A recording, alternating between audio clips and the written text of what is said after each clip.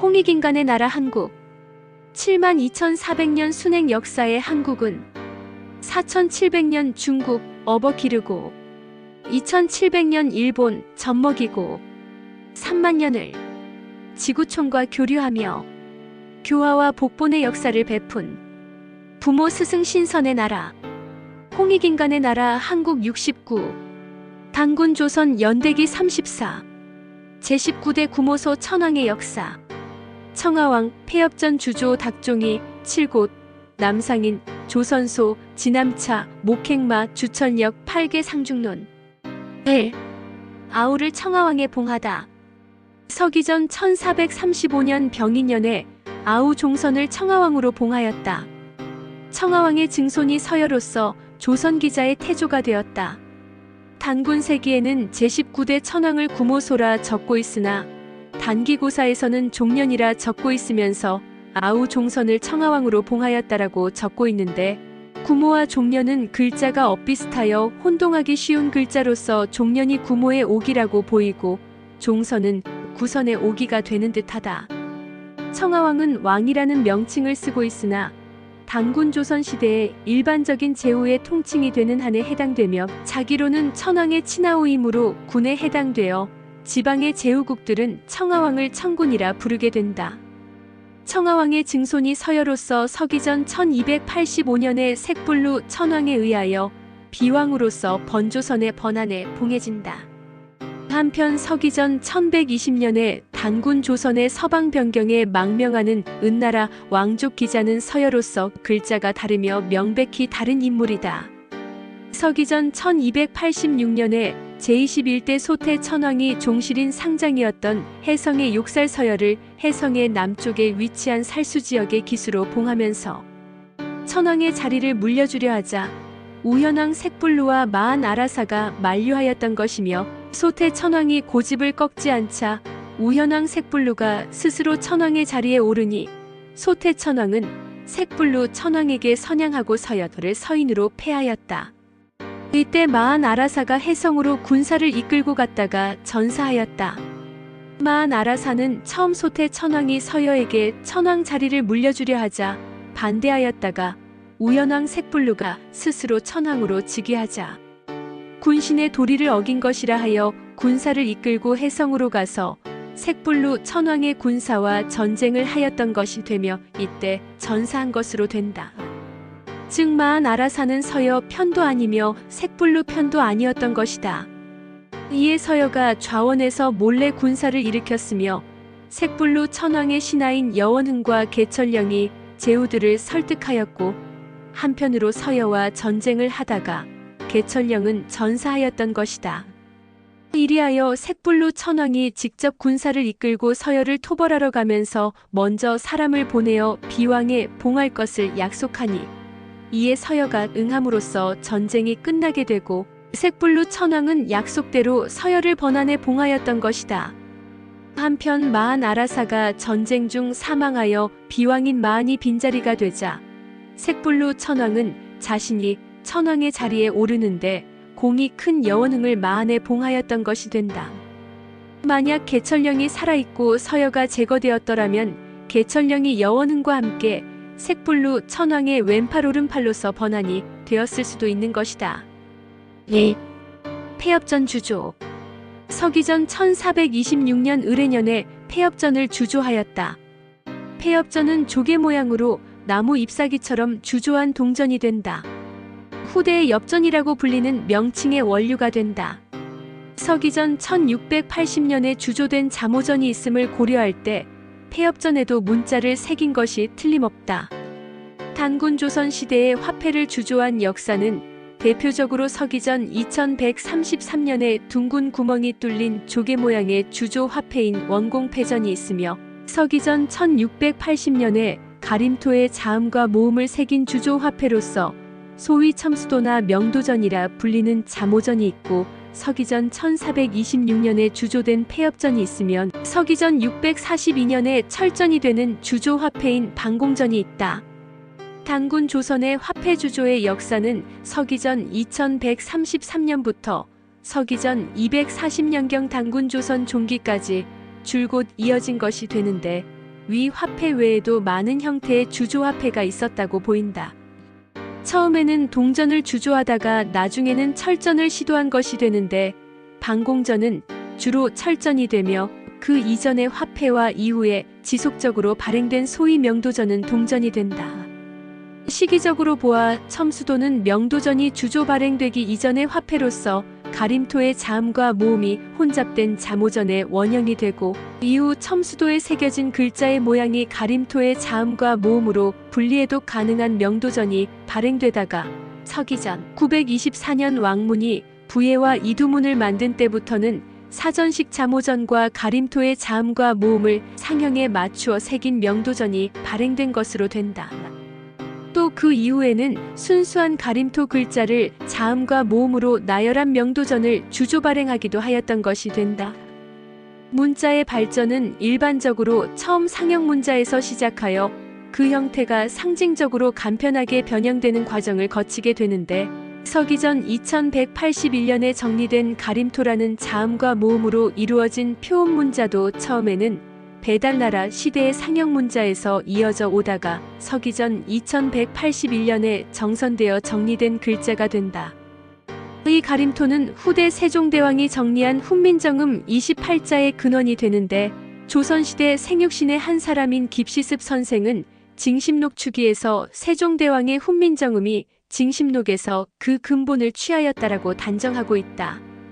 징심록은 서기 400년경 신라 사람인 박재상이 지은 것으로 여기에 음신지가 포함되어 있는데 이 음신지의 문자에 관한 내용이 있었던 것이 틀림없다.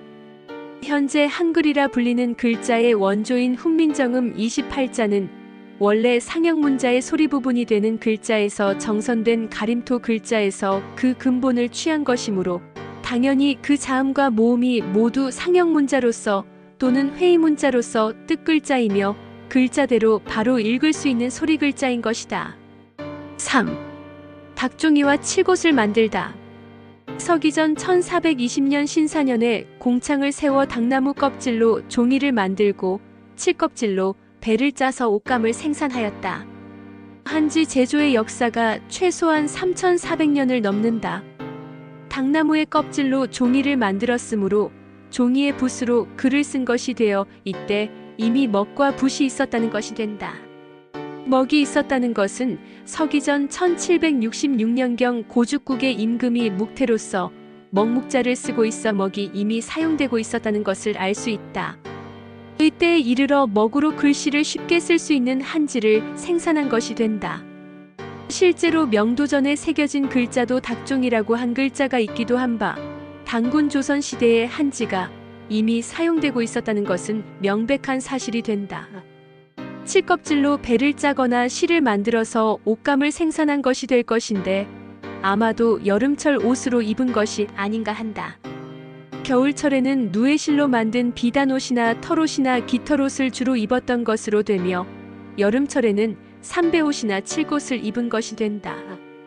중국의 역사에서는 후한 시대인 서백오년에 체륜이 처음 종이를 만들었다라고 하나 단군 조선의 종이 제조 역사와 비교하면 1300년 뒤이며 그 기술이 극히 일천한 것이 되는데 체륜이 단군 조선 시대부터 내려온 종이 제조 기술을 접하여 이를 응용해서 세상에 공개한 것에 불과한 것이 될 것이다.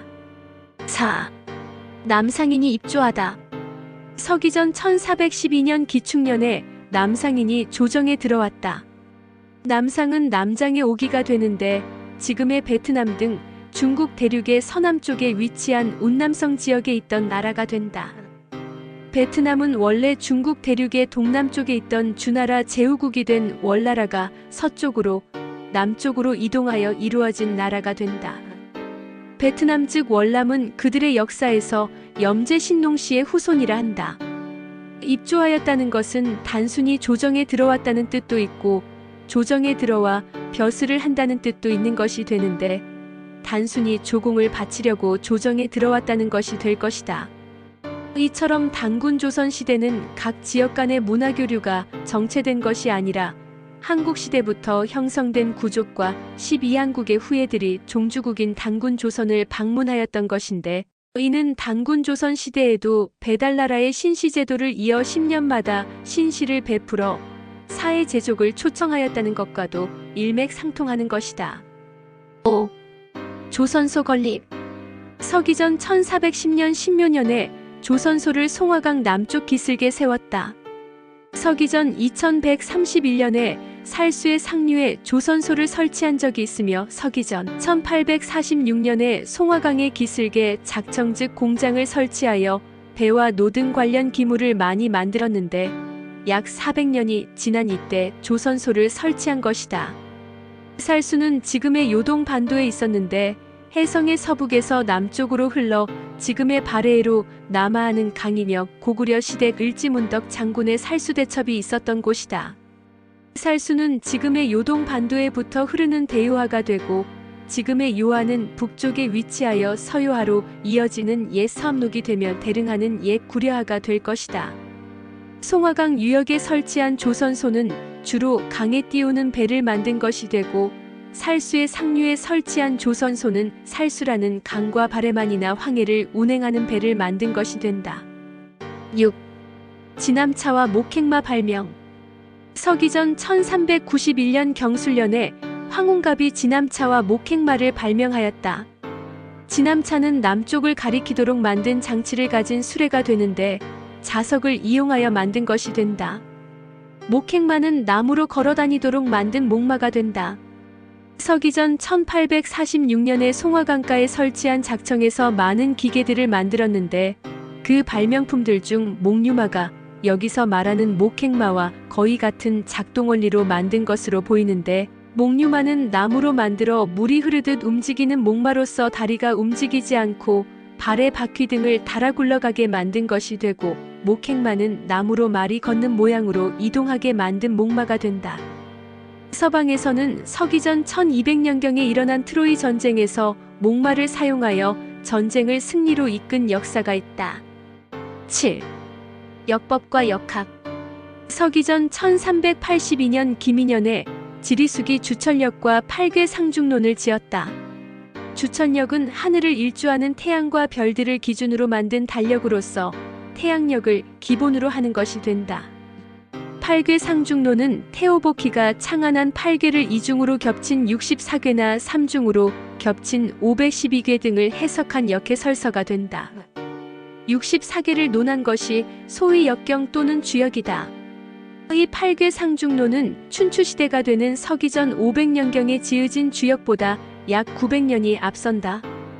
태오보케 팔괘는 건태리 진공간 감손이며 이중으로 겹친 64괘는 건건, 건태, 건리, 건진, 건곤, 건간, 건감, 건손, 태건, 태태, 태리, 태진, 태곤, 태간, 태감, 태손, 리건, 리태, 리리, 리진, 리곤, 리간, 리감, 리손, 진건, 진태, 진리, 진진, 진곤, 진간, 진감, 진손, 곤건, 곤태, 곤리, 곤진, 곤곤, 곤간, 곤감, 곤손, 간건, 간태, 간리, 간진, 간곤, 간간, 간감, 간손, 감건, 감태, 감리, 감진, 감곤, 감간, 감감, 감손, 손건, 손태, 솔리, 손진, 손곤, 손간, 손감, 손손이 된다.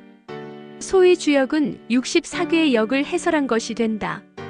8. 우가 고을 즉위. 서기전 1381년 경신년에 구모소 천왕께서 붕하시고 우가 고을이 즉위하였다.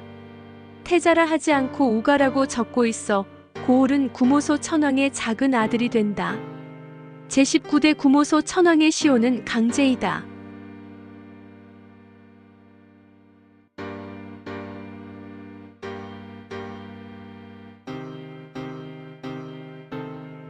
제세2와 홍익인간, 홍익인간 2와 세계, 억만세, 골자래,